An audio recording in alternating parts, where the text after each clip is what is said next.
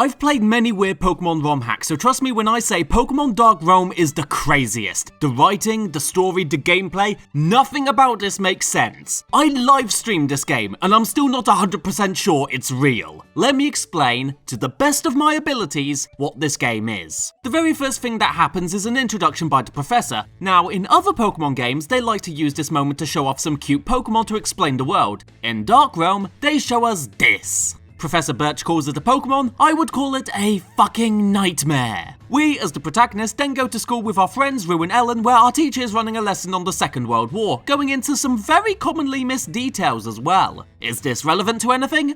Nope. I'm pretty sure the creator just wanted to show off they read a few books. We then have break time, and after being led by a strange voice, we meet up with Mew. Apparently Mew is looking for someone which the protagonist is not because we're too dumb. Mew is sort of a bitch. The protagonist debates whether he should tell his friends, which at this point gives me the impression this story was written by Dr. Seuss. Think about it. We meet with Mew and question what we should do. Should we talk to Rue and the rest of our crew, or listen to our teacher discuss World War II? More time passes and we leave school entering into the real world. Apparently that statement needed qualifying. Following Mew, we find ourselves getting sucked into a wormhole and ending up in Geigle Mystery. Emphasis on the word mystery there because I have no idea what is going on. Walking through an invisible maze, we eventually find a young girl standing out on her own. This is where... well, this happened. Please don't be weird, please don't be weird, please don't be weird! Who are you?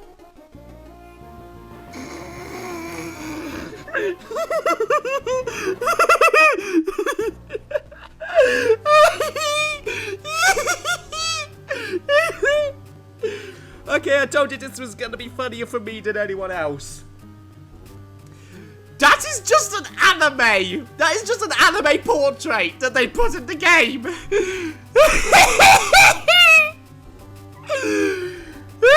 I'm so glad this is recorded! That anime girl is in fact Mew, and her real name is Rose. She mentions we must help someone called Blade before he comes back, whoever he is. They also mention someone called Leon, don't know who he is either. Basically, have you ever been to a party where you didn't know anyone there? That's what this game feels like. We find Blade, I think, anyway. Mew mentioned that Revegnon is here, but Blade's soul is missing, but not a lot else. Then he shows up, apparently he is Gigaltic. Rose then asks us to take care of Revegnon and go find Blade's soul. We then get sent through a wormhole and end up in yet another maze. Is anyone following this story, by the way? Because I swear, I'm trying my absolute best to explain this clearly. Unbeknownst to me, we have our starter Pokemon called Raigu. We walk through a forest maze, have some battles, and then... oh no, we're surrounded!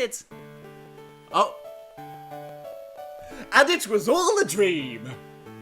It was all a fucking dream! Although, as it turns out, that wasn't a dream, they just presented the scene very weirdly. What actually happened was we were sent to the Pokemon world. The game never explained that properly though, just like it failed to explain everything else. Just for a moment, let me take the time to describe to you fully the basic plot of this game. You are the protagonist and you live in the real world of planet Earth. You are contacted by the Pokemon Mew from the Pokemon world because you're the chosen one. Mew, who is actually a girl named Rose, wants to stop a powerful being called Gigaltic, who is maybe being helped by someone called Leon. You are tasked with finding the soul of someone called Blade, who is also your starter Pokemon Raigu, who will later evolve into Revegnon. The protagonist is then transported into the Pokemon world to find Blade's soul, which in turn will help stop Gigaltic. That didn't sound too difficult. They tell you all that in the first 30 minutes of the game. So why did it take me 10 hours to work it out? Because not only does this game not explain things, Pokemon Dark Realm has such a bad use of the English language. The spelling and grammar is atrocious, but even if you do correct the sentences in your head, you'll have complete sentences, yes, but you won't understand the context of those sentences. Nothing is properly established. Some of the spelling is just laughably stupid. You don't obtain items, you buttain them. The water gym felt the dire need to tell me water is blue. Wow, you don't say. And then there's my favourite scene. The final scene where Rose sends you off on your mission is supposed to be big and dramatic, but she says the phrase, Blade,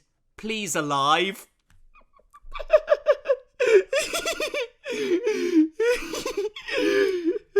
I'm slowly being broken down. But let's get back to the basic mission. Protect Raigu, find Blade's soul, something exciting happens, profit. In the first town we also established the existence of the God of the Light, although one NPC calls it the God of Lighting, apparently even all-powerful beings like photography. We We also meet Professor Oak, who gives us an extra starter Pokemon. You can choose any Pokemon you want from the standard starters and even some other popular choices, but not the Gen 3 starters. You cannot select Trico, Mudkip, or Torchic as your starter Pokemon. Apparently Pansage was more popular. From here, the game is a more traditional Pokemon game. You can visit places like Snowflake City, Dino Island, and even Lost Village, except it's not lost at all, it's on the fucking map. Admittedly, the world you navigate is pretty nice. The towns are a good size with plenty to explore, the routes all have side areas where you can catch rare Pokemon for a small fee, but on the other side of that coin, you also have way too many maze-like dungeons and a lot of backtracking. The distance you travel to get from one gym to another isn't very far at all. What makes the game last so long is that every time you find a gym, you have to take a wild detour before it will open. Sometimes you take detours expecting them to go somewhere, but they don't. I went through a battle tower with 9 trainers, half of which used the same Pokemon despite each level supposedly being harder than the last. I sped up the game, but it still took ages to beat. Eventually, when I reached the top, the final trainer basically said, "Thank you, now fuck off," without any kind of reward. It was very annoying. Fuck.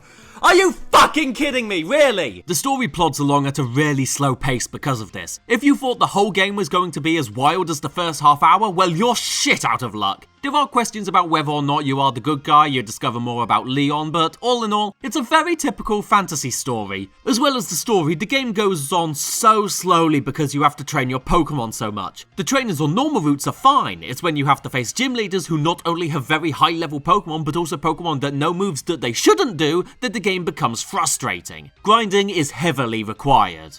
Well, sort of. Pokemon Dark Realm features an in-game cheat system. You can ask for rare candies and Master Balls if you want, and they just give it to you, as if to say, "We know we made this game too difficult, here's some bullshit." So make your choice, either make the game not fun, or make the game not fun but also not challenging either. There is nothing more I can add. After the first hour, there's only smidgens of unintentional comedy here. If you think this is going to make you laugh, play with cheats just to experience the story, because all things considered, this is a bad Pokemon game.